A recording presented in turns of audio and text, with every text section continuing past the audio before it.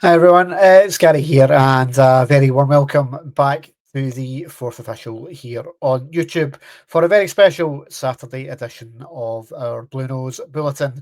It's Saturday, the 18th of January, and today Rangers have confirmed their first signing of the January transfer window. That is the Lille central defender Rafael Fernandes, who has came in from Lille on loan initially until the end of the season, although Rangers do have the option to make that deal permanent.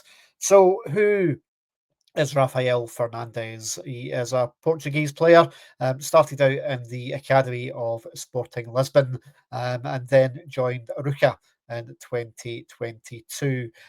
Moved to Lille last January, and to this point, he's yet to play for Lille's first team. However, he has been involved at B team level for them and has had a few sightings on the Lille substitutes bench. But he comes to Scotland and to Glasgow very much as an option for the rest of the season. And anyone that's watched or listened to us here at the fourth official this season will know that there's been a dying need for Rangers to recruit in the central defensive area. Obviously, with injuries to John Souttar and Dujon Sterling, we've obviously had issues regarding Robin Proper this year, and Leon Balogun's been in and out as well. So we absolutely do need another body there. As impressive as Clinton Inshallah has been over the last couple of games, he's still very much a very young and raw player. Lots of potential, and there's a lot of kind of synergy with Rafael Fernandez as well, and the fact that he is also a relatively young player that looking to try and rebuild after his career's kind of stalled in France over the course of the last 12 months, but someone who's coming in at a good age with a good pedigree and someone that Rangers certainly feel can be an asset for them until the end of the season, where they will then sit down and review and see what they want to do with regards to the defence. Obviously, Leon Balogun will be out of contract at the end of the season. Age not on Leon Balogun's side, and I think the fact that he's struggled with injuries in and out shows that he's not necessarily a player that can be relied on to be a first team starter every single week. Although against Aberdeen on Wednesday night, he certainly proved his worth. And as I say, as a mentor and as someone that can ease someone like Clinton Inshallah and possibly Rafael Fernandez as well and help show them the ropes, then Leon Balogun certainly is someone who can certainly be very, very useful, I think, between now and the end of the season in terms of giving these young lads some experience and the gift of his knowledge and time spent in the game. Um, Waiting on international clearance to come through for Rafa Fernandez, however, so won't be involved against Fraserburgh on Sunday, which means with injury doubts to the likes of Robin Proper, Dujon Sterling certainly out, as is John Souttar. So defensively, I think Rangers at the bare bones for the game against Fraserburgh, I'd expect to see the likes of Clinton Inshallah, maybe Leon King involved in this one, and maybe minutes for James Tavernier and Leon Balogun as well in the build up to next Thursday night against Manchester United, given that both are just coming back from an injury. Unlikely that I think both start the game, but wouldn't be surprised at all to see both of them get 45 minutes or maybe half an hour in the second half of the game just to try and build them up, because with Inshallah being ineligible for Europe, um, we don't have another option at kind of right fullback. So I'd imagine we would want James Tavernier to be fit and ready for Old Trafford as well that Ridvan Yilmaz did in the Old Firm game. You've seen what Ridvan Yilmaz, his limitations is with regards to that right back position in recent matches. So the fact that Tav is now fit certainly means that if he's able to go, then he'll go straight back into the side. But yeah, first signing in the door, Rafael Fernandez, and we look forward to seeing what he can do over the next few months in the season and whether or not that's a deal that can get done permanently in the summer. Obviously, lots of names continuing to be linked with Rangers. Lyle Cameron is one that name is just not going away. Talk that a pre-contract is all but done with regards to Lyle Cameron, and it now just depends on whether or not a deal can be done with Dundee to bring Lyle Cameron in during this window. And there's maybe an argument for leaving Lyle Cameron at Dundee for guaranteed minutes between now and the end of the season. But one thing that may make that deal a little bit easier for Lyle Cameron to come to Rangers in the January window is reported interest in Tom Lawrence from Turkey. And ex-Man United manager Ole Gunnar Solskjaer was confirmed as Besiktas manager today. And Fabrizio Romano on social media reporting that there's initial interest in Tom Lawrence from Besiktas. Now, Tom Lawrence currently injured, hasn't been available now for a number of weeks, and his time at Ibrox over the course of the last kind of couple of years has been blighted by injury. Undoubtedly, he is a player who, on his day, can be a big asset for the club, but all too often has found himself unavailable and not been able to play as many minutes as we would have liked. Out of contract in the summer, and I don't think Rangers are going to be too difficult to deal with regards to Tom Lawrence's contractual situation.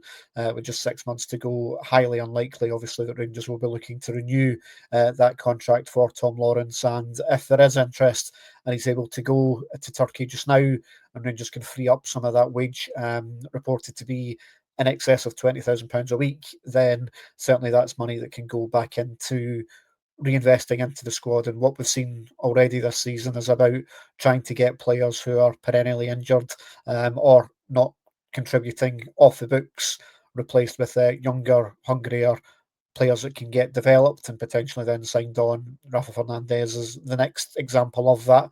Narancho Cajanviro, before his injury, was another player that with an option to buy that started to look quite good, but obviously with his injury that put the kibosh on that one.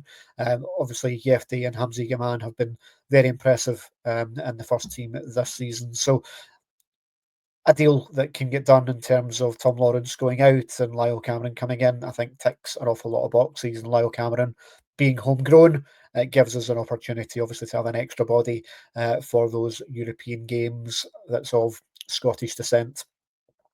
Going into the game against Fraserburgh on Sunday, and I would expect to see some minutes for some of our fringe players. We reported during the week about the news that Rangers have shelved their B team and are looking to get some of their younger players involved with the first team for the rest of the season or out on loan.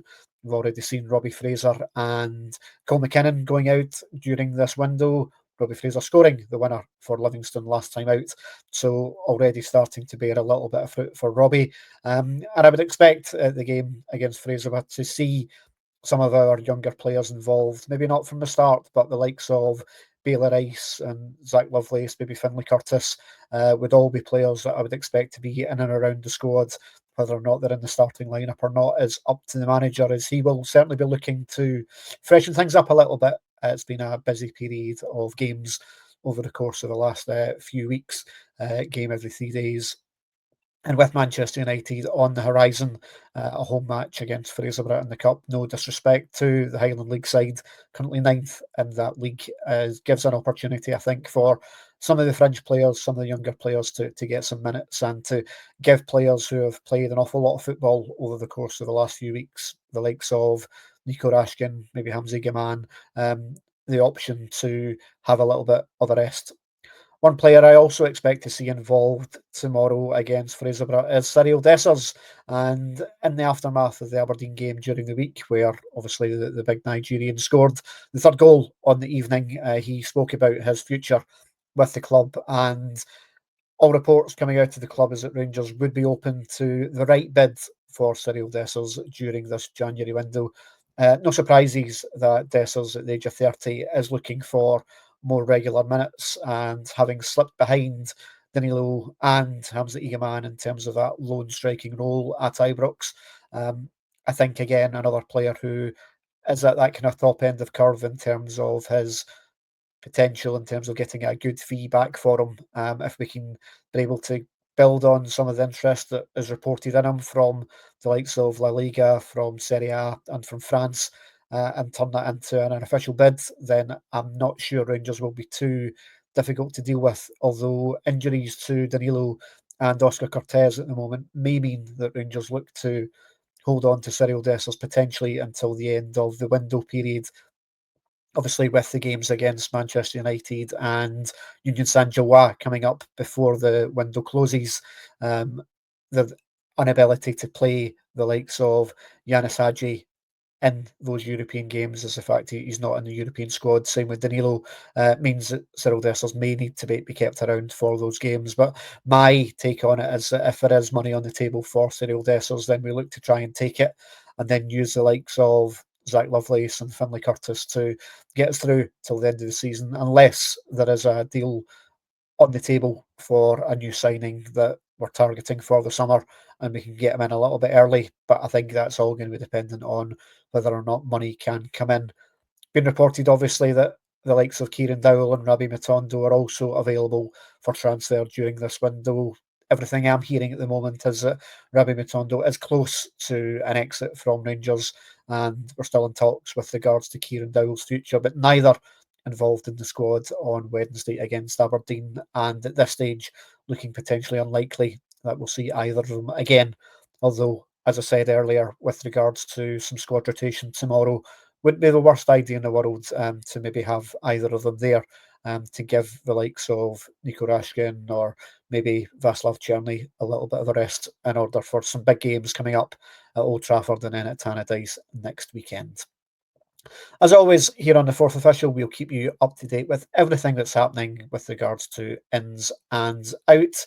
If you're no longer a subscriber to us over on our Patreon channel, this morning, an exclusive interview with 80s icon Davy McKinnon landed over on our Patreon channel. Really interesting chat with Davy about his career in Scottish football, both on and off the pitch.